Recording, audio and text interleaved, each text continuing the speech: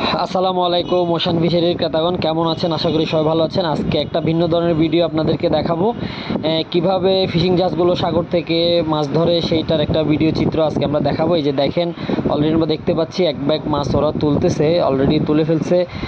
কী মাছ আছে একটু দেখি। এই যে আমরা দেখতে পাচ্ছি অলরেডি অনেকগুলো লাল কোরাল কিন্তু ওরা পেয়েছে, সাথে বেশ কিছু ছুরি মাছও ছোট ছোট দেখা যাচ্ছে। লাল কোরালগুলো একদমই জীবিত।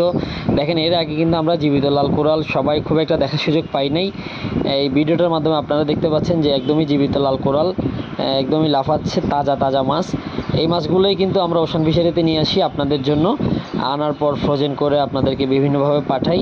এই যে দেখেন, মাছগুলো এখনও জীবিত, একদম লাফালাফি করতেছে, কত সুন্দর। সবাই এগুলারে আলাদা আলাদা করে তারপর শুটিং করে যেটা যেভাবে রাখার ওভাবে রাখবে। এই তো অলরেডি মাছ গোছানো শুরু হয়ে গেছে, সবাই মাছ গুছিয়ে নিচ্ছে। যেটা যে জাতের মাছ ওটা ওই জাতের ওইভাবে আলাদা করা হচ্ছে মাছগুলো। লাল কোরাল আলাদা রাখবে। এই যে লাল কোরালগুলো দেখেন, ওরা আলাদা আলাদা করে সেপারেশন করতেছে, ওরা এই জাহাজে রাখার জন্য যেভাবে রাখবে আর কি।